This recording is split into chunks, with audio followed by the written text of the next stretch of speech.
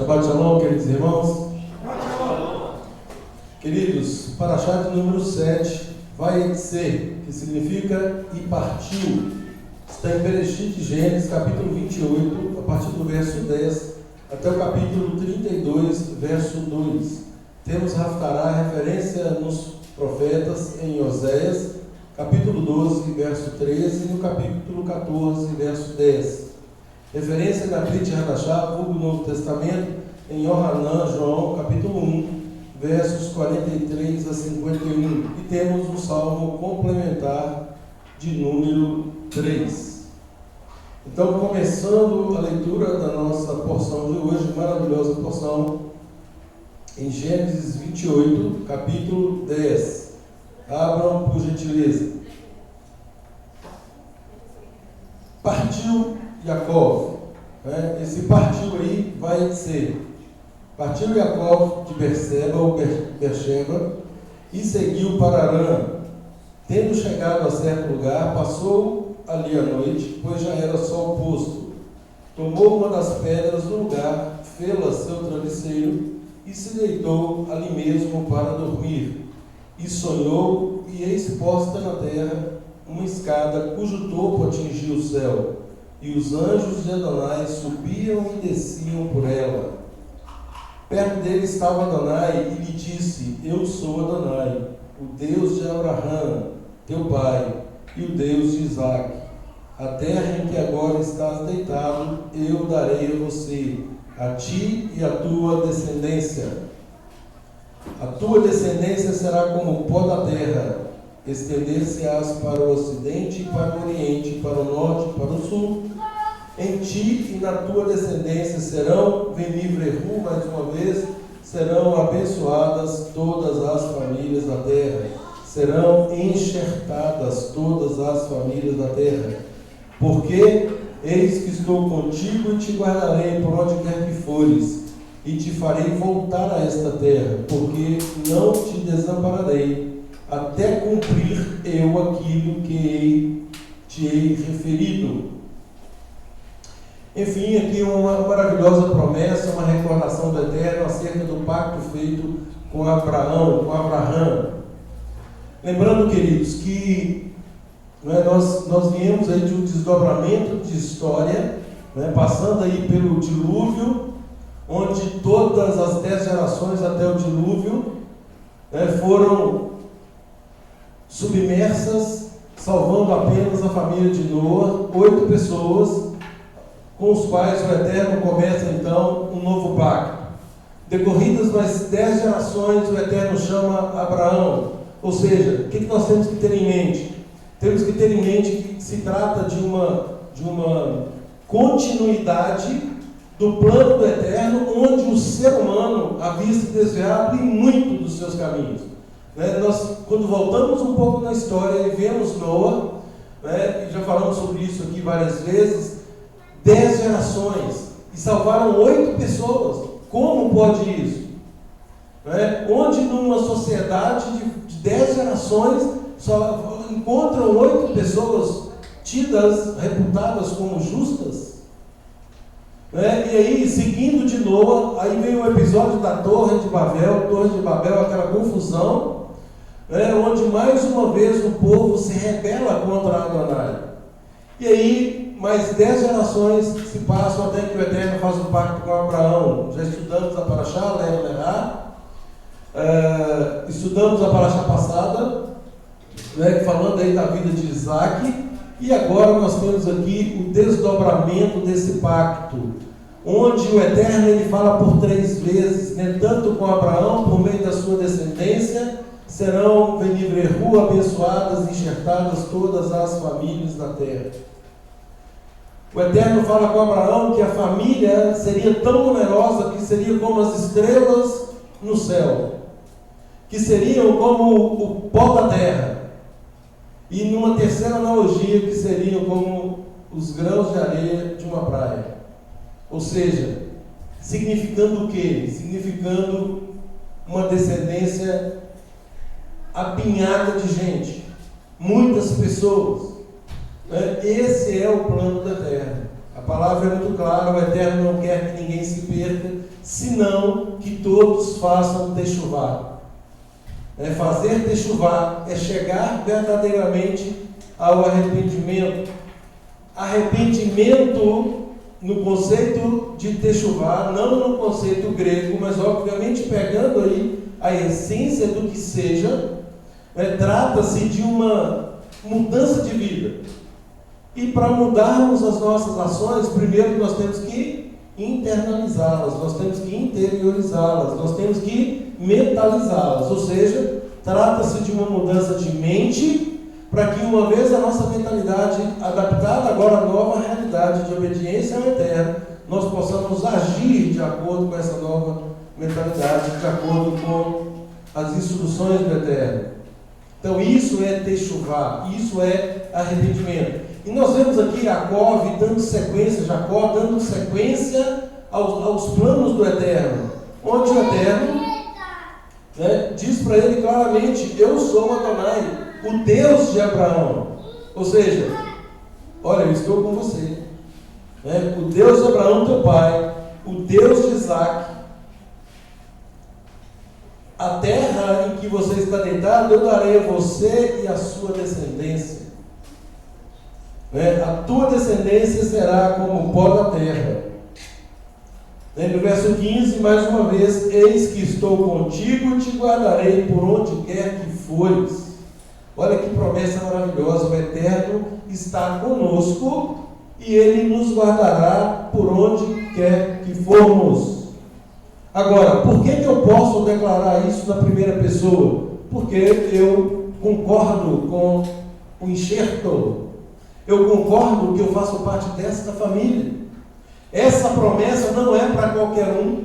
Essa promessa não se aplica a todos indistintamente. Essa promessa se aplica a todos que velivrehu, que estiverem enxertados em Israel. Não se trata de um grupo autônomo, um grupo que já rompeu os laços com Israel, um grupo que se diz substituto de Israel, deixando Israel relegado ao esquecimento. Não se trata desse grupo, muito pelo contrário. A palavra do Eterno é muito clara de que Ele não muda, E mais uma vez faço questão de repetir: seca-se a erva e murcha a sua flor, mas a palavra do Eterno permanece para sempre.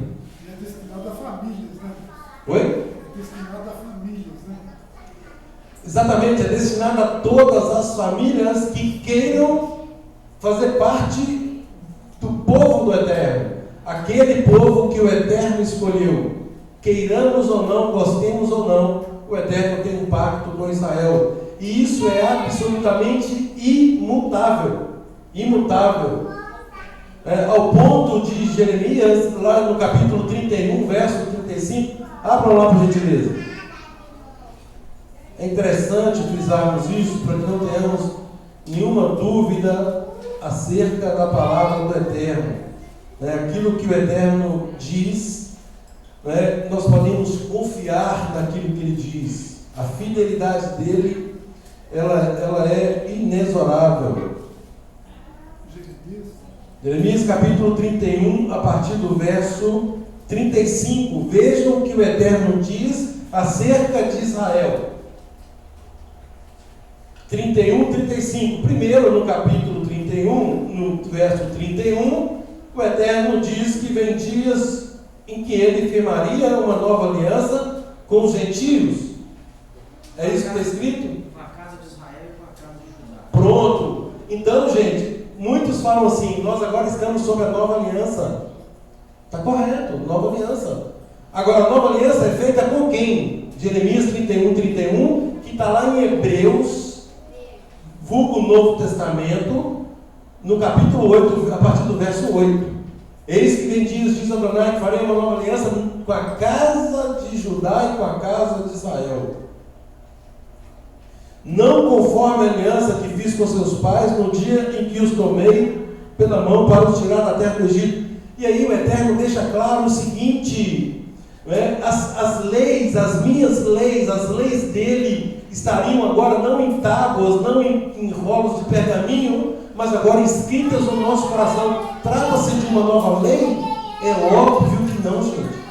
É óbvio que não. Trata-se da mesma lei. Trata-se da mesma lei, da mesma instrução. O Eterno, a instrução do Eterno é boa, ela é santa, ela é justa. Paulo, Rabino Shaul, deixa isso muito claro. Em Romanos 7, ele fala que a lei é santa, a lei é justa e ela é boa.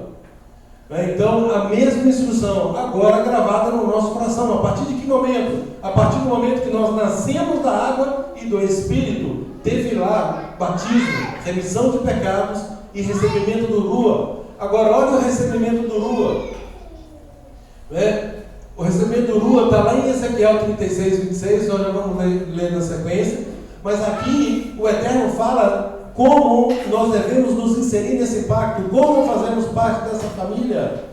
Jacob sai aqui agora para continuar em cumprimento aos planos do Eterno. E o que diz o verso 35? Assim diz Adonai, que dá o sol para a luz da lua. Gente, vocês estão vendo o sol aí fora? Sim. Todo mundo está vendo. Então o Eterno dá o sol para a luz do dia. E vejam, dá o sol para a luz do dia e as leis fixas à lua e as estrelas para a luz da noite. Assim como ele faz isso, que agita o mar e faz bramir as suas ondas. Adonai de Sebaot, Senhor dos exércitos, é o seu nome. Olha o que ele diz. Se falharem estas leis fixas, se falharem, alguém já viu alguma lei do Eterno falhar? Não. Se falhar essa questão de o sol estar aí durante o dia e a lua de noite, se falhar essas coisas, diante de mim, diz Adonai, deixará também a descendência de Israel de ser uma nação diante de mim para sempre. E aí ele enfatiza mais ainda, verso 37, assim diz Adonai, se puderem ser medidos os céus, alguém pode medir os céus? Se puderem ser medidos os céus lá em cima, sondados os fundamentos da terra aqui embaixo, também eu rejeitarei toda a descendência de Israel por tudo quanto fizeram, diz Adonai. Então, queridos, esta é a firmeza do pacto do Eterno com Israel. Esta é a confiança que nós podemos ter com relação àquilo que o Eterno fez com Israel. E nós sabemos que o Eterno ele guarda um remanescente que esperamos que nós estejamos no meio deles. Esse remanescente é que será salvo. Esse remanescente. É disso que se trata. Toda a trajetória do povo de Adonai. Elias, quando fala assim, ó Senhor, só eu fiquei. E o Eterno fala assim, não Elias, tem 7.000 que não dobraram os joelhos diante de Baal. Ou seja, existe um remanescente. Lá em Apocalipse 12, 17 e Apocalipse 14, 12, fala que esse remanescente, os que guardam os mandamentos de Adonai e dão o testemunho de Yeshua, estes é que serão salvos. Então, queridos, trabalhemos sempre com a ideia de um remanescente de um grupo substituto? Não, um remanescente de Israel. E Rabino Shaul, Paulo, lá em Romanos 11, ele deixa claro, muito claro, que qualquer pessoa, nesse pacto com o Eterno, tem que se enxertar em Israel. E daí, a raiz desse enxerto é Venivrehu. Paulo, quando diz isso lá, ele está pegando essa promessa que o Eterno fez para Abraão, fez para Isaac e agora para Jacó, de que Venivrehu seriam enxertadas em Israel todas as famílias da terra. Amém. Então o Israel não se encontra esquecido, abandonado, e aliás Rabino Shaul continua em Romanos dizendo, por acaso rejeitou Adonai o seu povo? E ele mesmo responde, claro que não, porque eu também sou israelita, sou da tribo de Benjamim, sou circuncidado, sou isso, sou aquilo, dizendo que eu confio nas promessas do Eterno. O Eterno não muda. Nós temos que desenvolver o nosso relacionamento com Ele numa confiança tal que nós não podemos nos deixar abalar por absolutamente nada. E aqui, queridos, voltando então, aliás, abram em Ezequiel, por gentileza, só para conferirmos aqui a questão, Ezequiel 36, 26, quem achar pode ler, 36, 27, aliás, só para conferirmos o papel do Ruach HaKodesh, do Espírito do Santo. Qual é a função do Ruach HaKodesh na nossa vida, que nós recebemos por ocasião do batismo, por ocasião da imposição de mãos. É ali que nós recebemos o Ruach HaKodesh. Eis que depositarei meu espírito no interior de cada pessoa, e vos capacitarei para agires de acordo com as minhas leis e princípios, e assim obedecereis fielmente aos meus mandamentos. Vejam, dar-vos-ei um coração novo, a partir do verso 26, e porei dentro de vós um espírito novo. Tirarei de vós o coração de pedra e vos darei coração de carne. Agora sim, 27. Porei dentro de vós o meu espírito, o Ruach HaKodesh. E farei com que andeis os meus estatutos, guardes os meus juízos e os observeis. Ou seja, não se trata de receber o Ruach para continuarmos rebeldes. Não se trata de recebermos o Ruach para pularmos, falarmos em outras línguas ou qualquer outro tipo de coisa que não seja uma obediência plena aos mandamentos, ordenanças, estatutos do Eterno. Ô, gente, isso é maravilhoso. Maravilhoso por quê? Porque nos dá segurança. Né? Uma segurança tal, como foi comentado hoje aqui, que eu não tenho, né? Embora eu tenha a opção de desobedecer, eu olho para tudo isso e, estupefato pela bondade de Deus, eu digo de forma tranquila e espontânea: eu quero andar nesse caminho, eu quero obedecer, eu quero exercer o meu livre-arbítrio fazendo aquilo que é certo e não escolhendo aquilo que eventualmente vai me trazer prejuízo. E é exatamente essa a promessa do Eterno. O Eterno nos dá a bênção e a maldição e diz assim: escolha uma bênção. É uma prova de múltipla escolha com duas opções, e ele coloca assim: bênção e maldição. E ele pega na nossa mão e fala assim: marca aqui, marca a bênção. A vida e a morte, marca a vida, marca a vida, marca a vida. E tem um monte de gente marcando maldição e marcando morte. Nada obstante a colinha do Eterno. Ou seja, uma cegueira espiritual que assusta, né? Uma cegueira que já foi predita por todos os profetas, inclusive pelo maior profeta de todos, que é Yeshua, no sentido de que as pessoas elas não querem enxergar essa luz. Né? Yeshua é tão claro que ele fala assim: a luz veio ao mundo, mas os homens amaram mais as trevas do que a luz, porque as suas obras eram más. Ou seja, eu quero continuar errando, eu quero continuar fazendo aquilo que não agrada a Adonai, eu quero e eu vou pagar o preço por isso. E não tenha dúvida que vai. Não tenha dúvida. Não é por quê? Porque nós aprove a Adonai revelar-se a nós. Aprove a Adonai nos colocar no meio desse remanescente, um remanescente que tem declarado diuturnamente que está disposto a andar em plena obediência aos mandamentos dele. Eu falava hoje com a minha esposa, eu falava assim: olha, o que o Eterno quer de nós é essa disposição. É óbvio que nós somos falhos, é óbvio que a nossa natureza ela se inclina o tempo todo para desagradar, mas a nossa intenção tem que ser a de vencer essa inclinação. A nossa intenção tem que ser a de fazer o que é certo sempre. E quando errarmos, né, termos a humildade de voltarmos atrás. Né, conforme Yohanan nos diz: filhinhos, essas coisas vos escrevo para que não pequeis. Ou seja, para que não transgridais a Torá do Eterno. Mas todavia, quando pecares, aí nós temos sim um advogado junto a Adonai. Para quê? Para nos remir. Eu já paguei. E o interessante, queridos, que eu falava agora há pouco sobre a linha que cruza entre os movimentos religiosos no tocante ao legalismo exacerbado, em contraposição a um liberalismo libertino. Ou seja, nós temos de um lado um extremismo do legalismo, onde se pensa que o simples fato de obedecer levará à salvação. Guarde essa frase. Um grupo que pensa que pelo simples fato de obedecer, ou por mais complexo que isso seja, se a pessoa conseguir obedecer, ela estará salva. Então esse é o primeiro grupo. Aí nós temos do outro lado um outro grupo que diz o seguinte: alguém já cumpriu por mim, eu não preciso cumprir mais nada. Ou seja, agora é um liberalismo libertino.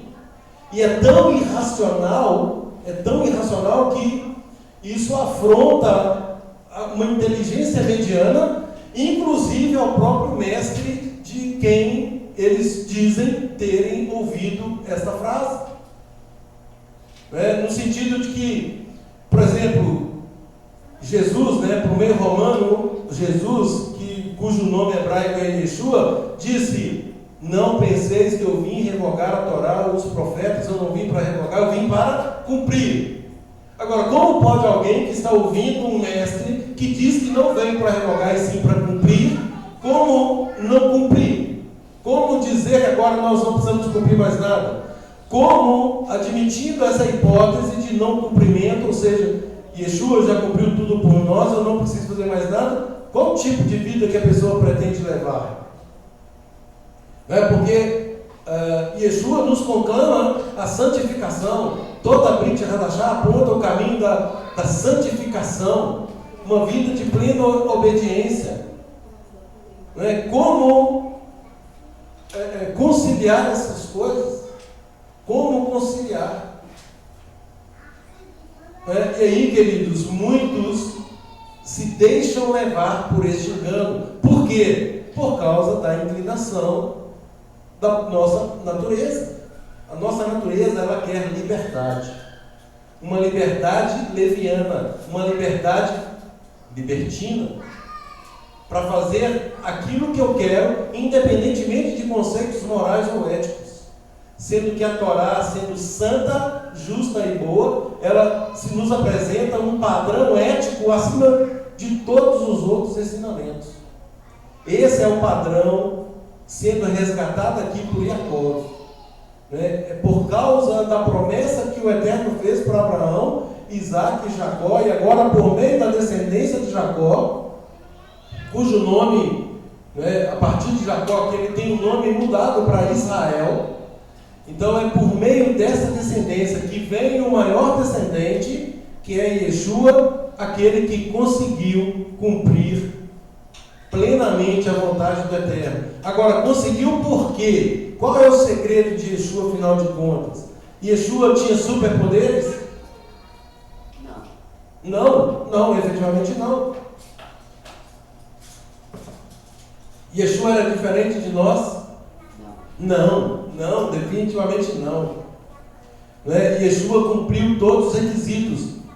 Veio em carne, nascido da carne, recebeu poder. Ele não tinha, ele recebeu. Qual poder ele recebeu? Ruach HaKodesh, o Espírito do Santo. A palavra é clara lá em Atos 2,38. Como Adonai ungiu a Yeshua, o Netzarim, Yeshua de Nazaré, com o Ruach HaKodesh de poder, o qual andou por toda parte fazendo bem e curando a todos os oprimidos do diabo, do adversário, diga-se, porque Adonai era com ele. Qual que é o segredo de Yeshua então? O segredo de Yeshua era: eu não vim fazer a minha própria vontade, eu não estou aqui para fazer a minha própria vontade, eu estou aqui para fazer a vontade daquele que me enviou. Como assim ele enviou? Trata-se de uma pré-existência? Trata-se de algo sobrenatural, no sentido de superpoderes? Já disse que não, nada disso. Trata-se de alguém que se dispôs, obviamente uma vez capacitado pelo Espírito do Eterno, que qualquer um de nós recebe exatamente para esse fim. Acabamos de ler o verso de Ezequiel 36, 26, 27, onde diz que o Espírito nos é dado para obedecer. E Yeshua pega esse Espírito do Pai e se coloca numa disposição de obediência, de dependência. Então, queridos, esse é o segredo. O segredo sagrado, o maior, é exatamente esse que ele nos ensina. E ele nos dá uma ordem clara. Ele não nos dá, preste atenção, ele não nos dá uma ordem de pregar, a torta e direito, não. A ordem é, ide, o quê? Fazer discípulos.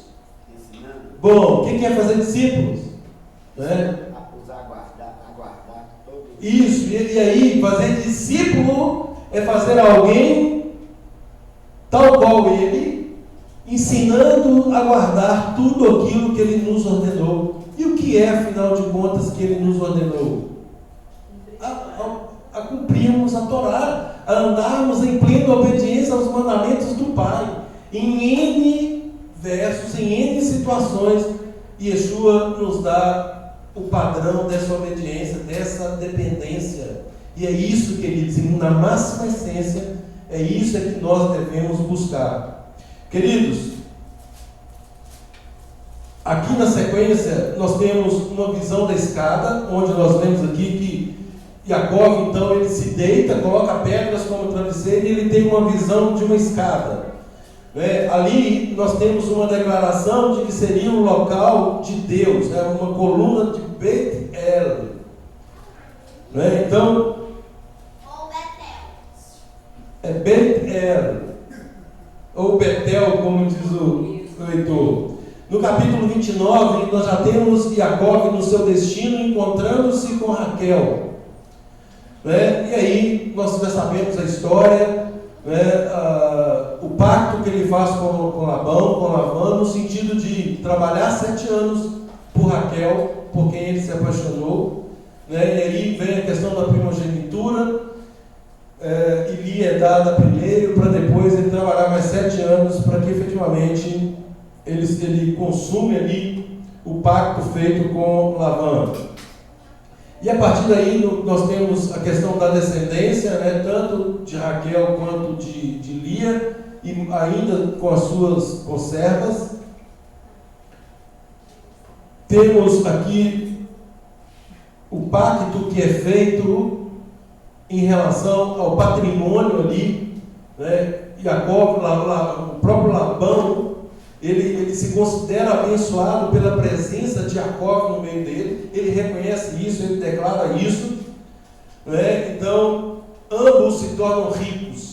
Labão se torna rico pelo trabalho abençoado de Jacó, onde tudo que Jacó colocava a mão, aquilo prosperava. Agora, prosperava por ele mesmo? Não, prosperava porque o Eterno era com ele. Nós acabamos de ler o texto, o Eterno foi claro com ele, de que estaria com ele, de que o abençoaria. Ou seja, isso nos traz aqui um princípio de aplicação prática. Se nós mantivermos a nossa fidelidade para com ele, ele nos fará prosperar onde quer que estejamos.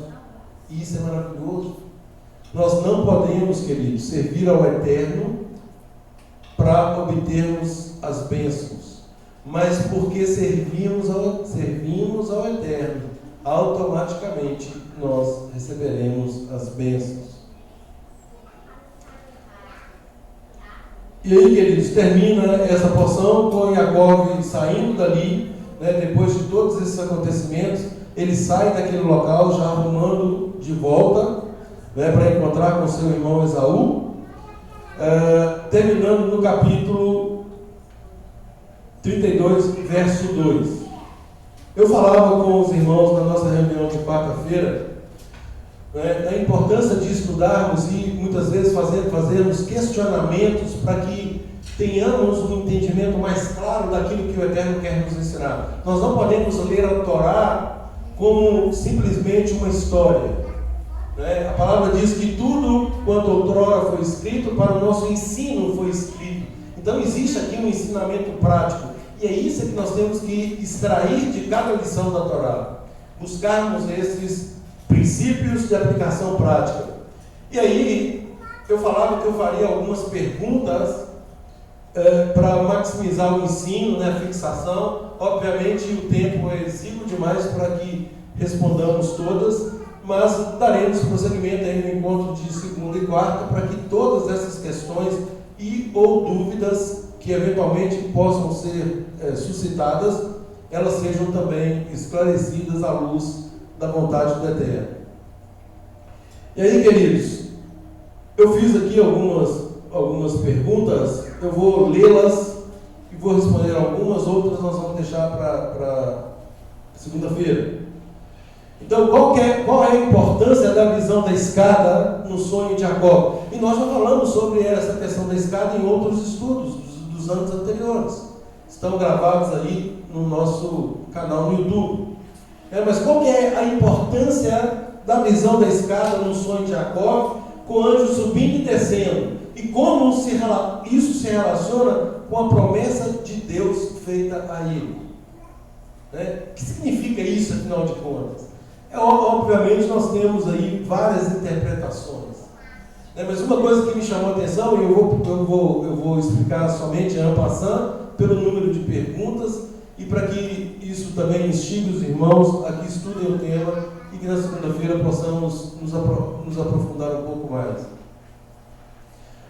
Uma coisa que para mim ficou claro nesse estudo é que essa escada, dentre tantos comentários e interpretações acerca disso, os mais sábios e estudiosos do nosso povo que interpretaram essa questão da analogia dessa escada, o que para mim me toca mais, e aí eu falava isso com a Maria Lúcia hoje de manhã, eu falei assim, como é gradativa a nossa caminhada com a Terra, e ela nunca se dá por saltos. E aí essa questão da escada me fez entender isso, nós temos que ir de degrau em degrau. Não existe uma trajetória aí que ela vem por camadas. Nós não podemos pretender pular de um primeiro degrau para o quinto degrau. Haverá aí uma supressão de entendimento, uma supressão de comportamentos que pode, ao final, acabar nos prejudicando.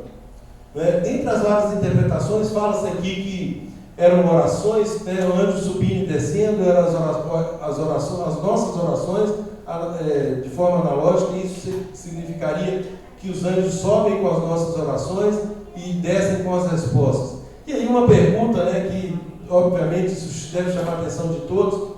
Nós aprendemos que anjos têm asas, que anjos voam. Por que anjos estão subindo escada e descendo escada? Não seria mais rápido voar? E aí, mais uma vez, a questão aí de que o Eterno conversa conosco e Ele nos dá os exemplos de acordo com aquilo que nós possamos entender. E também de acordo com a nossa capacidade. E sabendo que a nossa caminhada, ela não se dá por saltos, conforme eu já falei. Não adianta nós querermos queimar etapas. Nós temos que prosseguir rumo ao alvo de forma consciente e trilhando aquilo que está efetivamente na nossa frente. Porque às vezes nós queremos fugir de obstáculos. Às vezes o Eterno coloca um obstáculo para que nós aprendamos com ele e nós queremos colocar aquilo para fora. Nós não queremos enfrentar. E a palavra é muito clara em relação a isso, que nós temos que ter, por motivo de toda alegria, o passarmos por determinadas provações, porque isso vai produzir perseverança, esperança, e isso vai se concretizar num relacionamento de ação completa. Ou seja, isso vai nos amadurecer. Isso vai fazer com que nós tenhamos um relacionamento com o nosso Pai de tanta confiança que nada vai nos abalar. E é isso que nós devemos buscar. Então, eu li hoje de manhã um comentário do Rashi, onde ele fala o seguinte, que o estudo da Torá por si só, ele fala isso. Não sou eu que estou dizendo, é um expert que está dizendo que o estudo da Torá por si só, sem uma aplicação prática, Isso não agrada ao Eterno. E da mesma forma, se nós tentarmos viver dissociado das instruções sem a Torá, de igual modo não agrada ao Eterno. Ou seja, tem que haver um equilíbrio. A vida é feita de equilíbrio. O Eterno equilibra todas as coisas. Esse universo está perfeitamente equilibrado, ao ponto de um cientista declarar: se o Sol estivesse a menor medida possível, vamos colocar aqui 1 milímetro mais para frente da Terra, nós morreríamos queimados. E se ele tivesse 1 milímetro para trás, nós morreríamos congelados. Isso é equilíbrio. Está exatamente no ponto que deve estar. Então, a nossa vida com o Eterno, ela é feita de orações, estudo da Torá e, obviamente, de aplicação prática desse ensino, dessas instruções. À medida que vamos aprendendo, nós vamos praticando. E é isso que conta, queridos. É isso que conta. Não adianta a pessoa falar assim: eu tenho que saber tudo.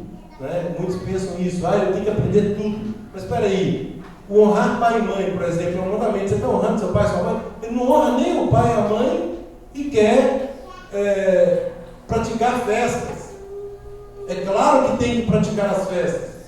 Mas tem algo muito mais importante aqui para fazer primeiro. Como Yeshua fala, nós temos que fazer umas coisas sem negligenciar as outras. Esse é o padrão, queridos. Então, essa visão da escada, para mim, ela foi muito ilustrativa nesse sentido, que é degrau por degrau. Tanto na minha jornada para com o Eterno, quanto naquilo que eu estou recebendo também do Eterno. E o Eterno é tão misericordioso e tão abundante conosco, que muitas vezes, Ele sim pode fazer por sal, nós não. Ele pode fazer jorrar bênçãos. Nós não temos como jorrar ações que o agradarão. Nós temos que o tempo todo, nós temos que medir, nós temos que pensar, nós temos que colocar sob oração, para que nós consigamos agir sem que essa nossa ação esteja contaminada. Inclusive, uma boa ação nossa, ela pode estar contaminada.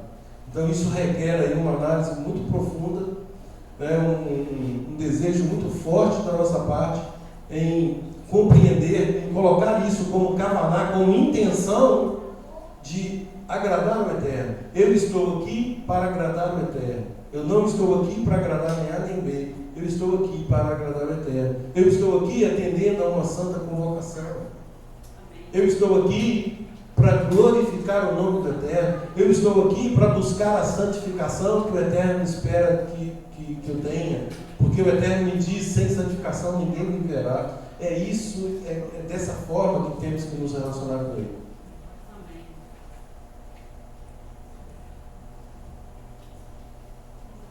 Segunda pergunta: o que simboliza a escolha do local do sonho de Jacó, onde mais tarde seria construído o templo? Qual que é o significado disso? Alguém saberia responder? Casa de Deus, Ele diz que aquele lugar, Adonai morava ali. Presença de Adonai.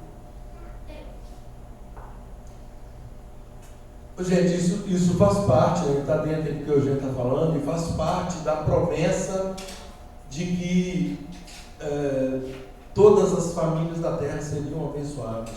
Nós hoje, quando andamos em Israel, nós percebemos, e eu gosto sempre de falar isso, quando nós estamos ali, nós estamos literalmente caminhando sobre as páginas das Sagradas Escrituras, onde cada promessa dessa, ela é sentida ao vivo, nesse local. O Eterno iniciaria ali o cumprimento da sua promessa, no sentido de que todas as famílias seriam abençoadas. Agora, como pode, uma situação atual, por exemplo, onde nosso povo está vivendo, e tantos são os que, ao invés de abençoarem Israel, fazem exatamente o contrário. Nós vemos movimentos e movimentos que estão agindo contrariamente ao comando por não conhecerem a Torá. Né? Então, assim, eu não sei, na minha condição humana, né, eu tenho vontade de pedir fogo do céu. Né? Mas aí eu olho para o nosso mestre e penso, né? Pai, perdoa-lhes, porque efetivamente eles não sabem o que fazem. Né? Eles não conhecem a Torá, eles não têm a mínima noção desse pacto que o Eterno faz com Israel, ao ponto de amaldiçoá-lo, onde é claro que o Eterno diz o quê? Abençoarei os que te abençoarem, e amaldiçoarei aqueles que te amaldiçoarem. Quem de forma deliberada atrairia maldição para si? Né? E aí, obviamente, isso fica por conta da economia do Eterno, porque Ele é que tem condições de fazer esse julgamento dessas pessoas. Né? Se elas tiveram ou não condições de aprender a Torá, né? E até que ponto elas resistem a esse ensinamento. Enfim, né? Algo para meditarmos.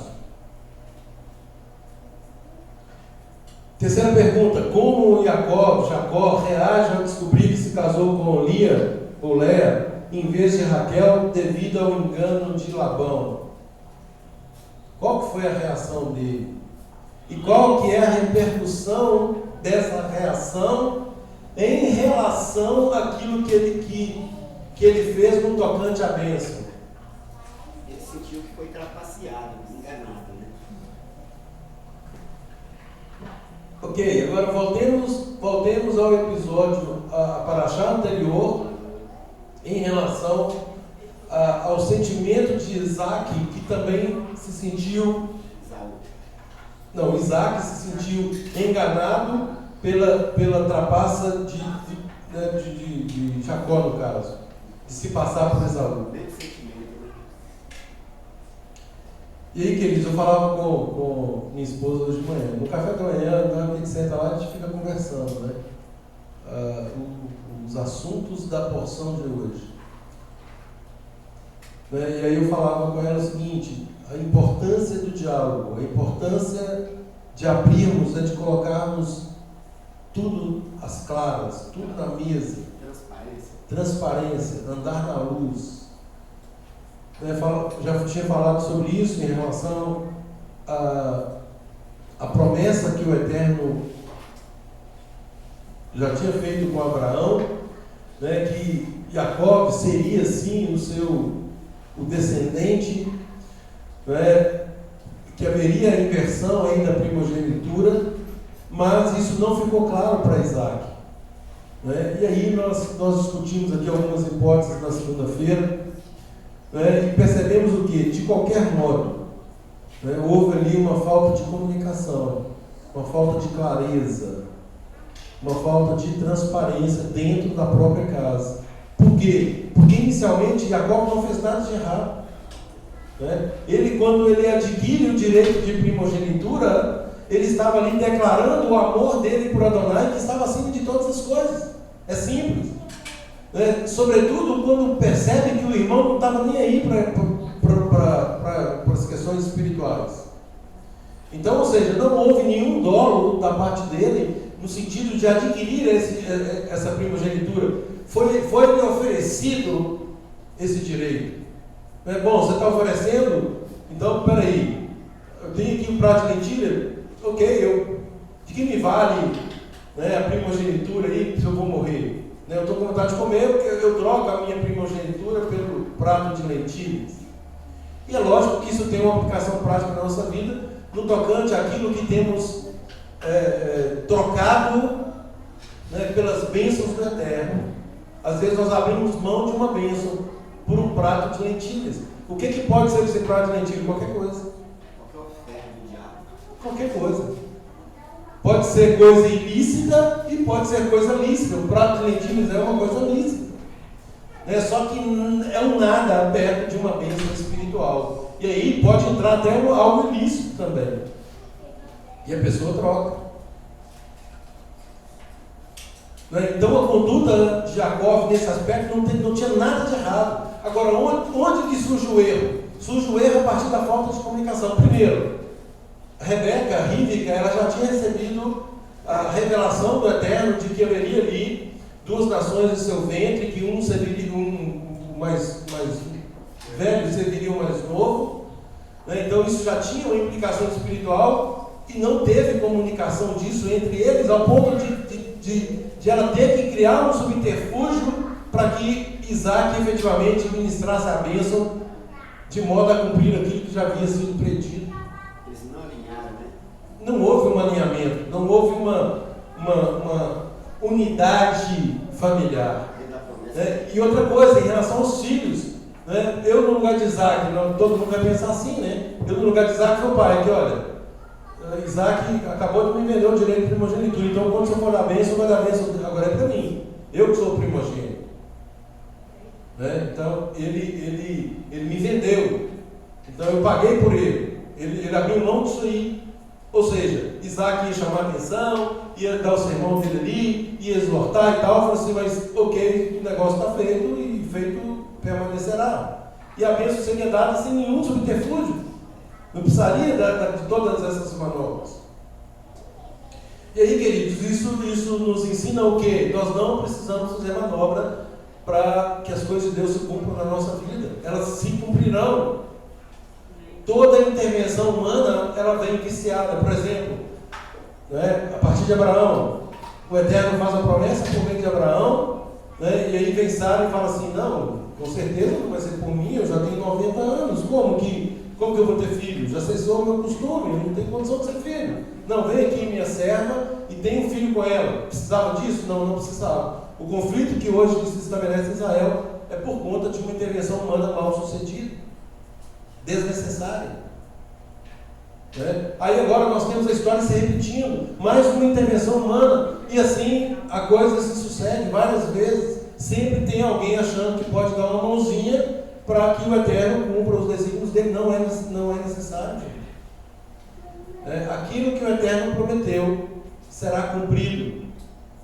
O que nós temos que fazer? Depender dele e obedecê-lo, só isso. Se andarmos em dependência e obediência, tudo se cumprirá. A palavra é clara, nenhum desígnio de Deus, nenhum plano de Deus pode ser frustrado. E nenhum significa zero. Nenhum.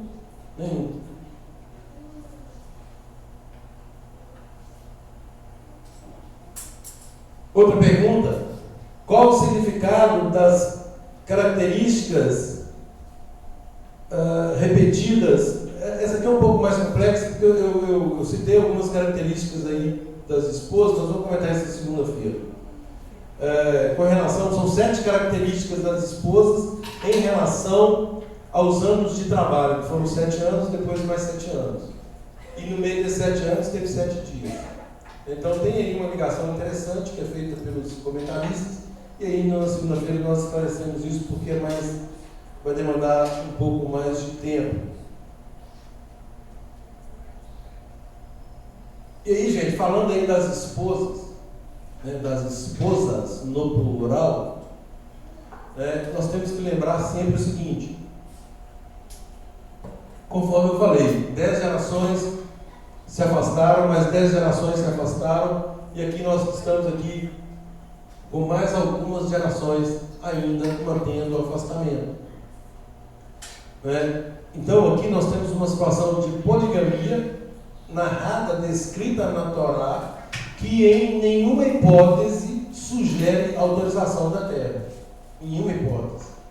Conquanto o Eterno se valha de todas as situações para que isso se transforme em bênção ou em bênçãos, isso não é autorizativo do Eterno. Então, para que nós entendamos, essa questão da poligamia é um permissivo? Sim, é um permissivo. Até quando? Até que as coisas sejam retificadas. O Eterno pega alguém totalmente torto e vai direitando conforme a escada, degrau por degrau, e vai endireitando até ficar perfeito, reto, exatamente. Né? A luz do justo, como é que é? O caminho do justo é como a luz da aurora, vai brilhando mais e mais até ser dia perfeito. Né? Então aqui nós percebemos a intervenção do Eterno no mundo, de modo a que haja um aperfeiçoamento. Tem consequência, mas converge com ele. Exatamente. Aqui o Eterno faz convergir para o propósito dele. Né? Lembrando que, conforme Yeshua, né, declara, não foi assim desde o princípio. Né? Então, lá no princípio, ele fez um Adão e uma Rava, uma Eva. Não foi um Adão e 2 Evas, 3 Evas, 4 Evas, nada disso. Né? Homem e mulher. Então, a questão da união continua.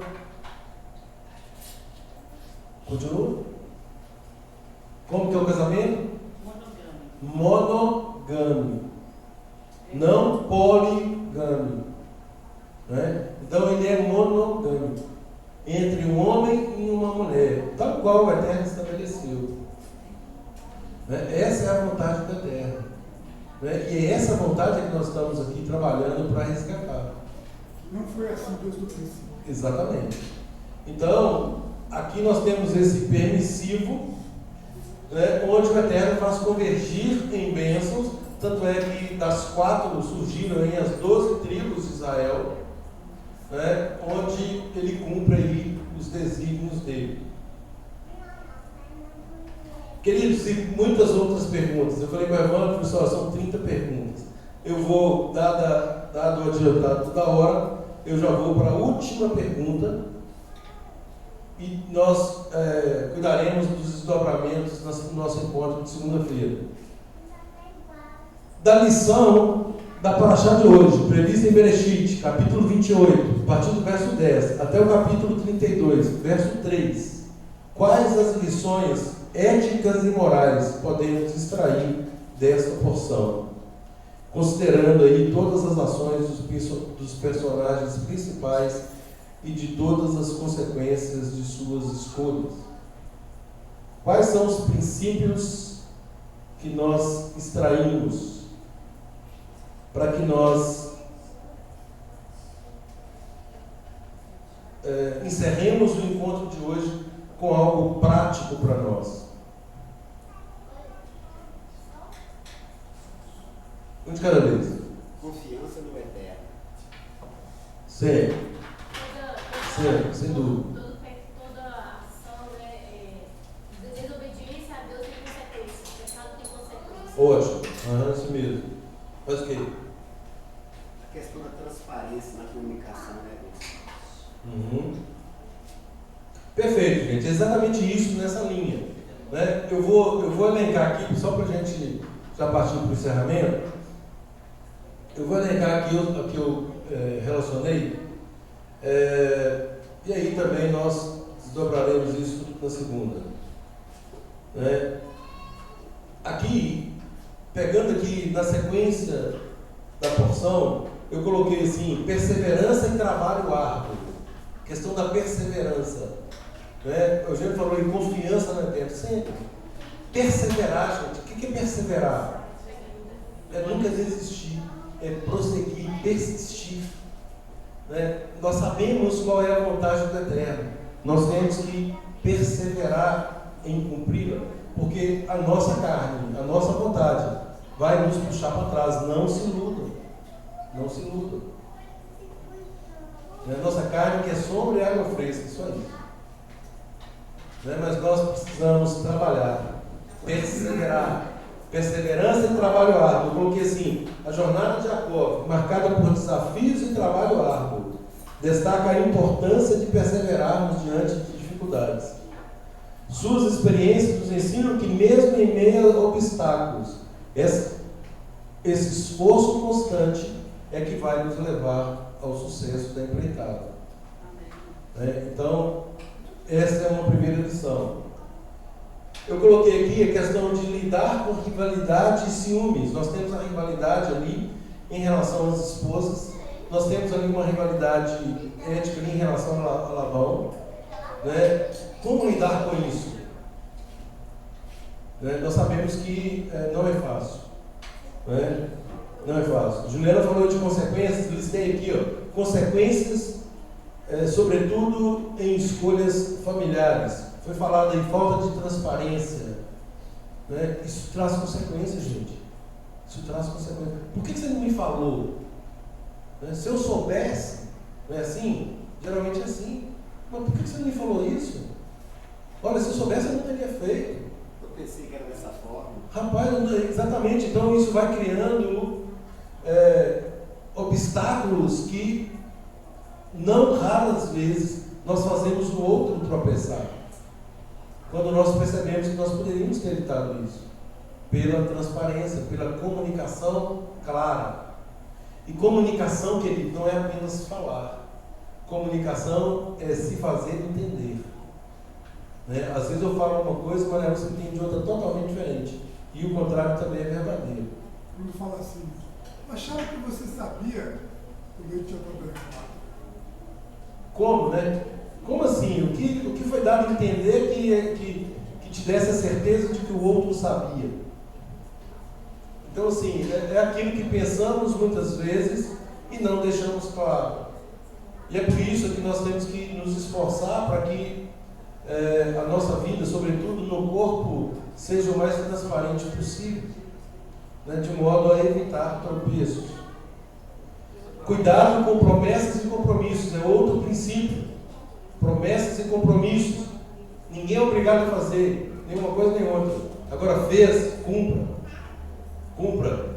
Palavras de Yeshua, seja o seu sim, sim, o seu não, não. O que passar disso é do maligno.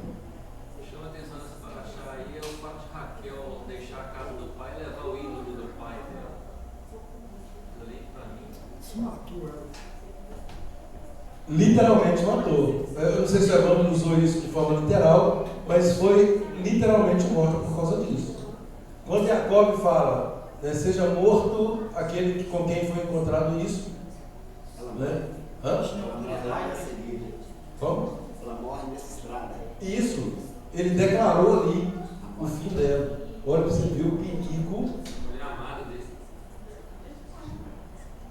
Nunca, mais uma vez, falta de diálogo. Mais uma vez, falta de transparência. Veja bem, gente, como que uma esposa se apropria de algo sem falar para o marido. Ele não sabia. E ainda mais uma coisa de idolatria. Sensível para Será que ela tinha uma briga por aqui? Os comentários são os mais diversos, né? Fala que há quem diga que ela estava querendo livrar o pai da idolatria, né? Que essa hipótese para mim ela é remotíssima, né? Sobretudo pelas circunstâncias. Há quem diga que ela também cria na proteção daquilo, né? Ela queria aquilo com ela também, né? Porque acostumados ali naquele meio, ela não queria ficar sem aquela proteção. Então, o fato é que por causa disso, por causa da falta de diálogo e transparência, ela também morre. Né? A palavra declarada de Jacó, né,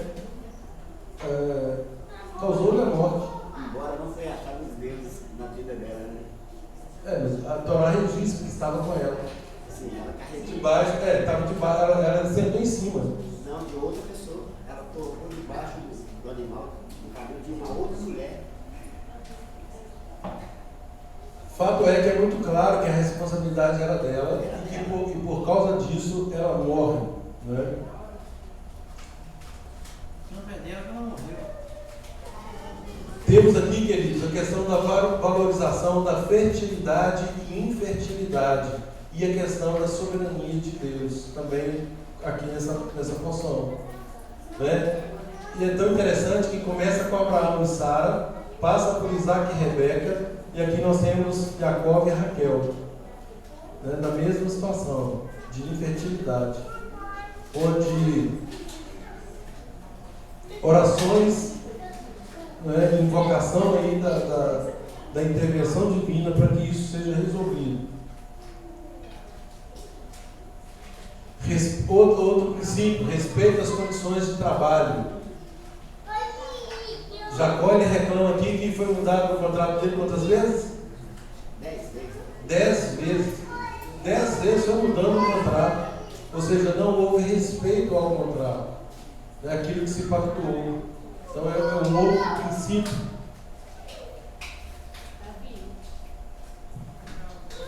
Outro princípio que eu relacionei aqui é a questão da relação com os nossos pais. Né? Tanto de Raquel com Labão, por causa do que ela fez, quanto de Jacó com Isaac, enfim, né, eu mencionei sobre isso, a questão do cuidado que nós devemos ter, sobretudo em relação aos nossos ascendentes, porque cumpre a nós honrá-los. Por fim, já foi dito também, depender de Deus sempre, tudo na dependência do Eterno. Ao longo da narrativa, observamos como Jacó confia em Adonai em momentos de desafio e incerteza. Essa lição destaca a importância da sua confiança nele, independentemente de circunstâncias. Então, que sejamos como Jacó nesse aspecto, no sentido de confiarmos no Eterno, de buscarmos um relacionamento tão intenso com Ele, que nós possamos descansar na soberania dele. Que o Eterno nos abençoe a todos e que nos dê uma semana maravilhosa, o restante de Shabat aí na presença dele, e que possamos sempre glorificar o nome dele, sobretudo declarando que nós dependemos e confiamos na soberania dele. Shabat Shalom a todos.